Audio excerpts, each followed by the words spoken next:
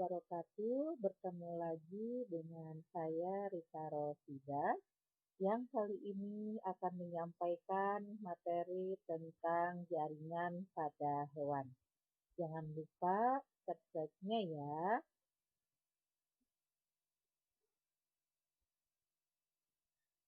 Mudah-mudahan ikhlas untuk mengklik subscribe, like, dan komen.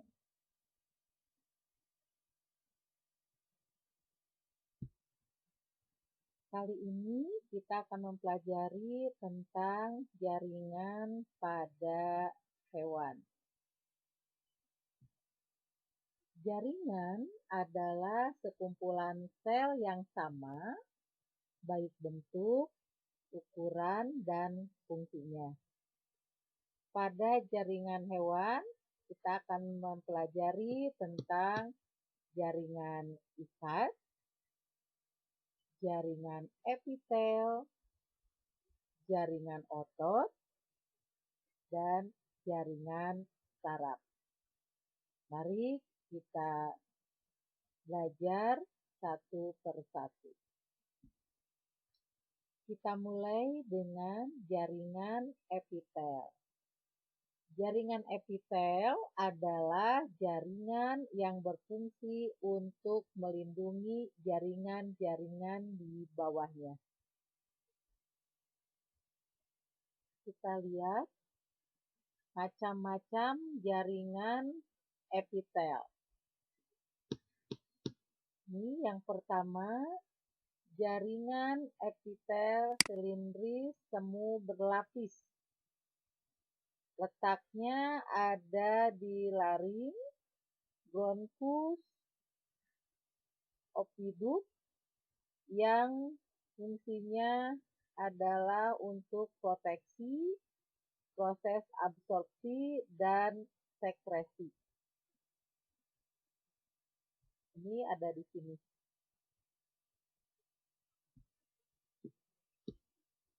Epitelium silinder berlapis juga ini ada di sini, yang letaknya ada di uretra, anus, paring, membran mukosa, yang berfungsi untuk proteksi, proses absorpsi, dan sekresi.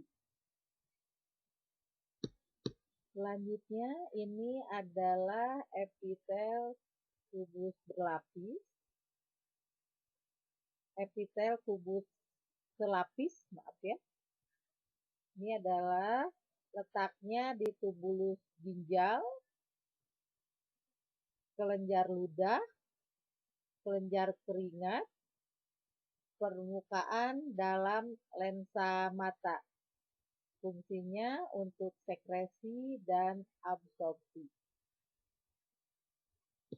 Epitel macam yang ketiga, ini adalah epitel pipih berlapis.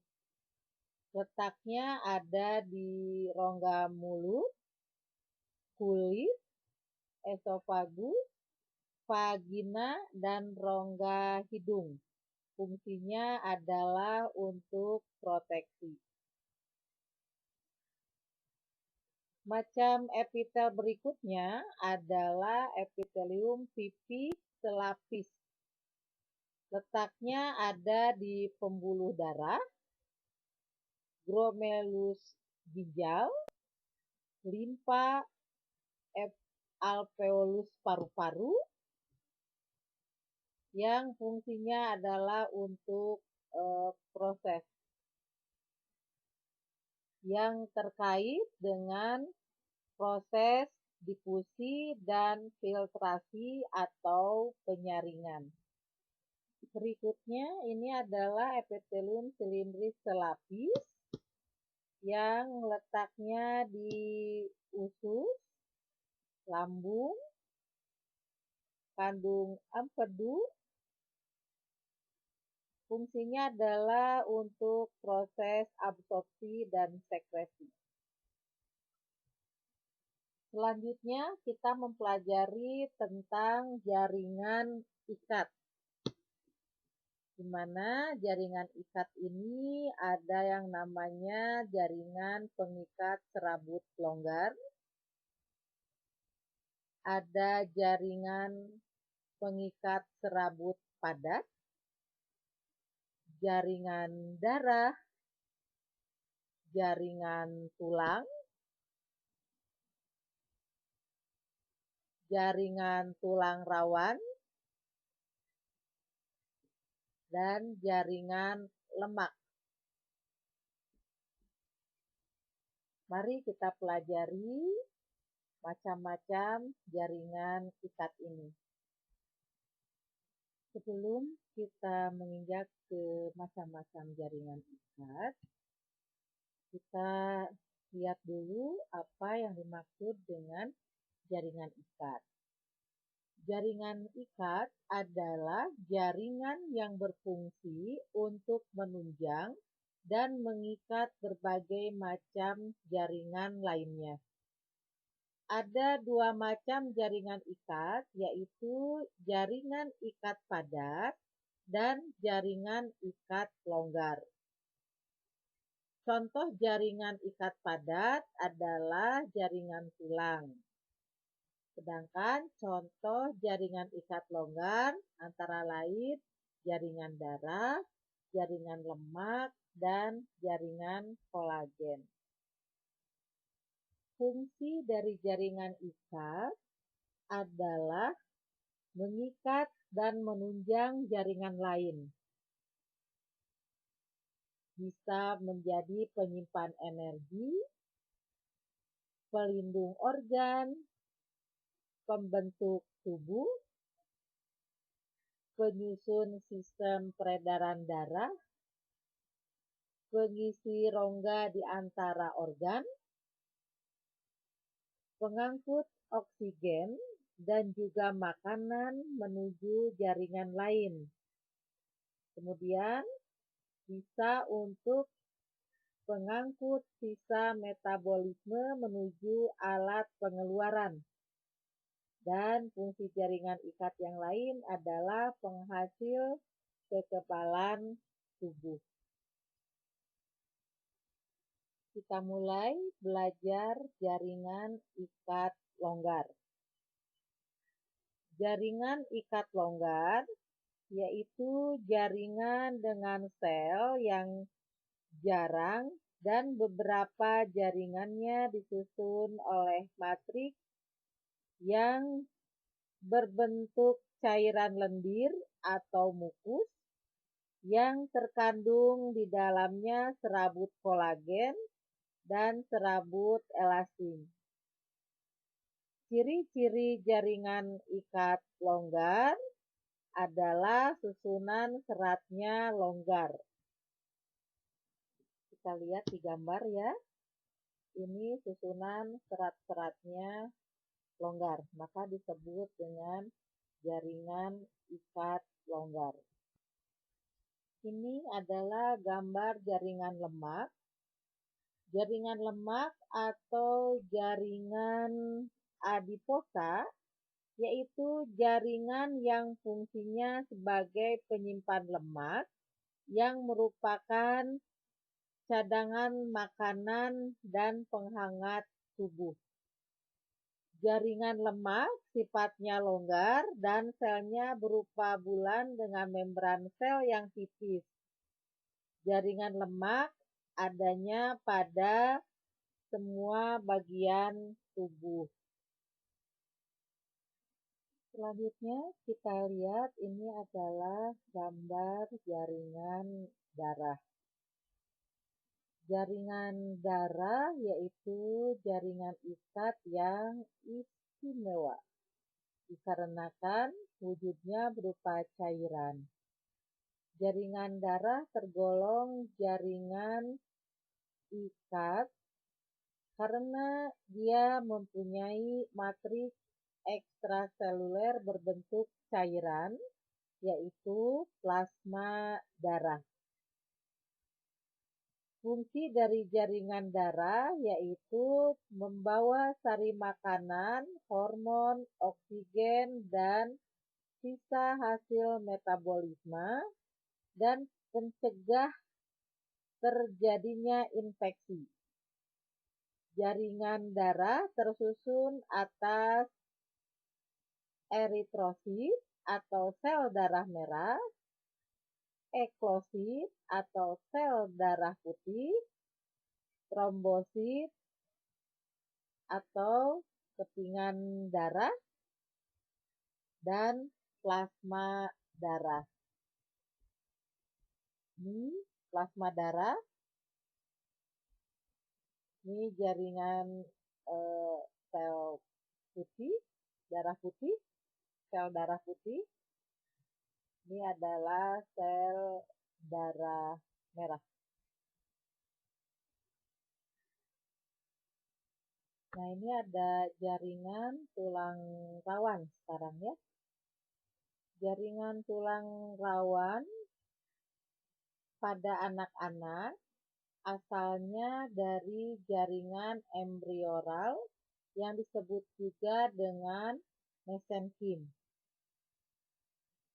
Untuk orang dewasa, jaringan tulang berasal dari selaput tulang rawat atau perikondrium yang di dalamnya terkandung banyak kondroblas atau pembentuk dari sel tulang rawan.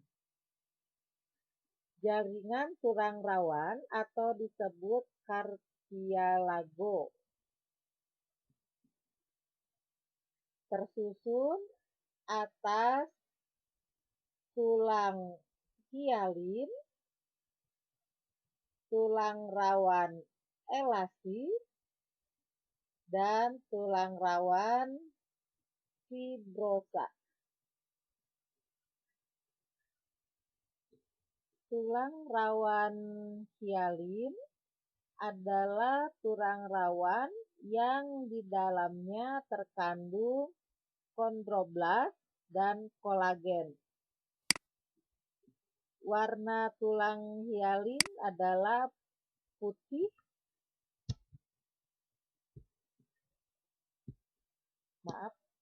ini adalah warna dari hialin adalah putih kebiruan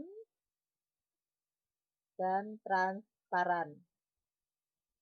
Tulang rawan hialin adalah bagian paling besar dari kerangka embrio dan adanya pada laring trankea dan tulang dada. Fungsi dari tulang rawan yakni memberikan kekuatan penyokong rangga embrionik dan juga membentuk pergerakan. Jenis tulang rawan yang kedua adalah tulang rawan elastis, yaitu tulang rawan yang mempunyai struktur lebih lentur. Di tulang rawan elastis ada serat elastis dengan warna kuning dan perikondrium.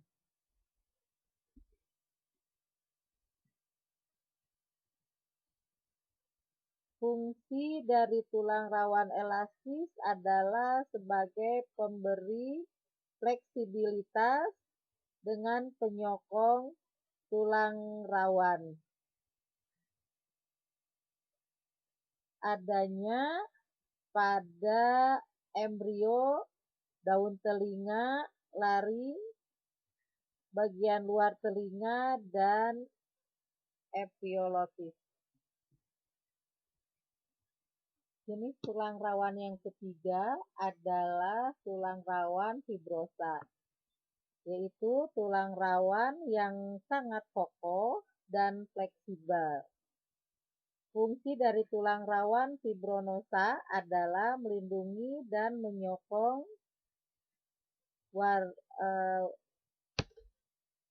warna dari tulang rawan fibrinosa adalah gelap dan keruh. Tulang rawan fibrinosa letaknya di tulang belakang dan tendon.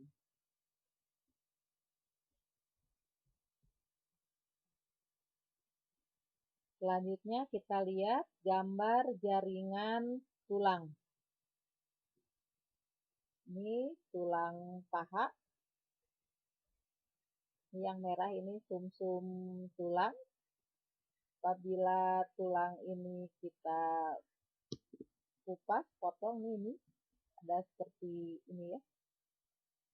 Ada osteosit, ada pembuluh darah. Kemudian ini ada selaput tulang.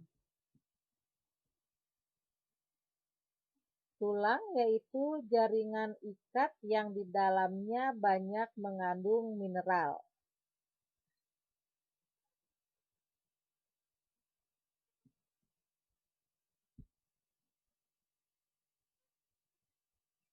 Nah, sekarang kita pelajari tentang jaringan yang ketiga, yaitu jaringan otot. Jaringan otot ini adalah jaringan yang tersusun atas sel-sel otot yang sifatnya lentur. Ada 3 macam jaringan otot, yaitu ada otot lurik, otot polos, dan otot jantung. Otot polos ditemukan pada dinding-dinding organ dalam tubuh. Otot lurik ditemukan melekat pada rangka, sehingga dinamakan juga sebagai otot rangka. Dan otot jantung melekat pada dinding jantung. Kita lihat gambar otot polos. Bentuknya gelendong.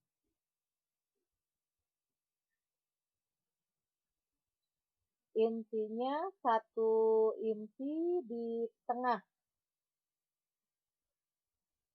Susunannya polos, tidak memiliki daerah gelap dan terang. Cara kerjanya di luar kesadaran. Contohnya pada otot dinding saluran pernapasan, pencernaan, dan organ reproduksi. Jaringan otot yang kedua, kita lihat ini ada gambar otot lurik.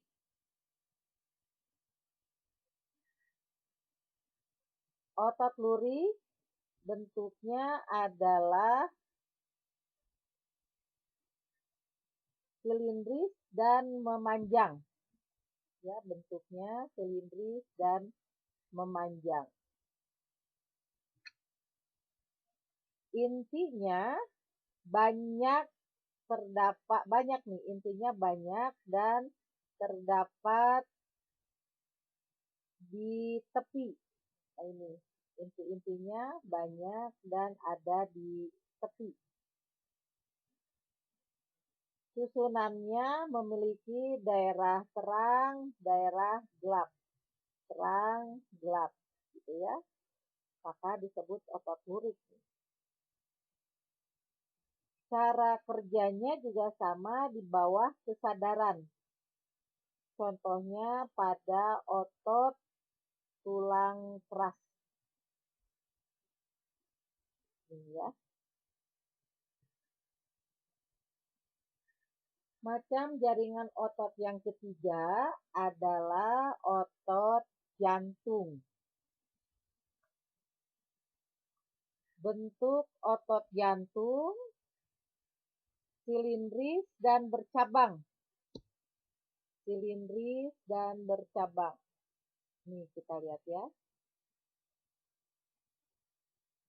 Intinya banyak di tengah.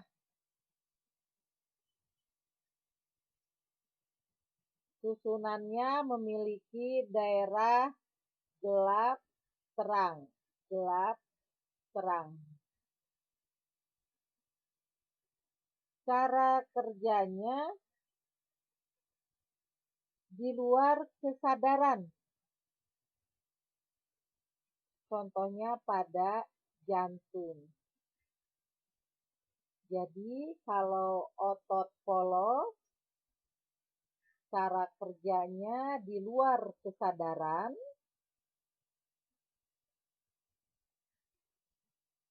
terdapat pada dinding saluran pernapasan, pencernaan, dan organ reproduksi. Otot lurik, cara kerjanya di bawah kesadaran, contohnya pada otot tulang keras. Otot jantung, cara kerjanya juga di luar kesadaran, yaitu ada di otot pada jantung. Jadi subhanallah, maha besar Allah ya, otot jantung kita bekerjanya di bawah kesadaran. Bayangkan kalau kerjanya sadar, betapa capeknya karena setiap saat harus memompa darah. Jaringan keempat ini adalah jaringan saraf. Jaringan saraf adalah jaringan yang berperan dalam penerimaan rangsang dan penyampaian rangsang. Jaringan saraf tersusun atas sel-sel saraf. Di mana ini gambarnya ada nukleus yang berfungsi sebagai pengatur aktivitas sel saraf. Kemudian ini adalah dendrit. Ini dendrit. Fungsinya adalah penerima impuls dan menyampaikan impuls yang diterimanya menuju badan sel.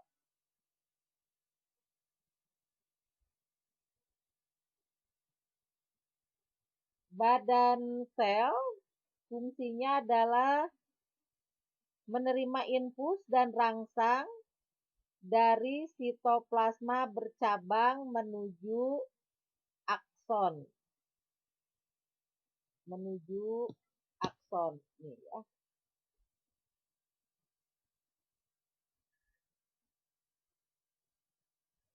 Akson atau disebut juga nerit, fungsinya adalah mengirim impuls yang diperoleh badan sel menuju ke sel saraf lain melalui sinapsis. Jadi ini akan menyampaikan impuls ke sel-sel saraf yang lain. Kemudian ini adalah sel Tuhan. Ini ada di tengah. Fungsinya adalah untuk menyuplai makanan bagi metabolisme akson dan membantu meregenerasikan akson.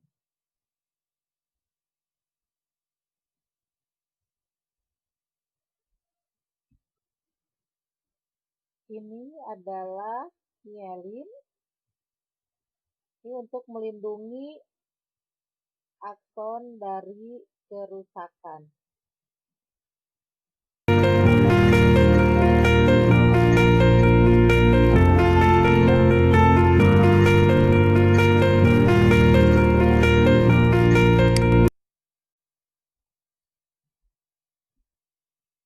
Jangan lupa subscribe channelnya, di like dan di komen. Mudah-mudahan kita berjumpa lagi pada materi berikutnya. Saya tutup dengan Assalamualaikum warahmatullahi wabarakatuh. Tetap bersyukur dan rajin-rajin berdoa. Jangan lupa untuk tetap menyayangi keluarga, tetap menyayangi diri sendiri, dan juga jangan lupa untuk memakai protokol kesehatan. Salam sehat. Dadah. Assalamualaikum warahmatullahi wabarakatuh.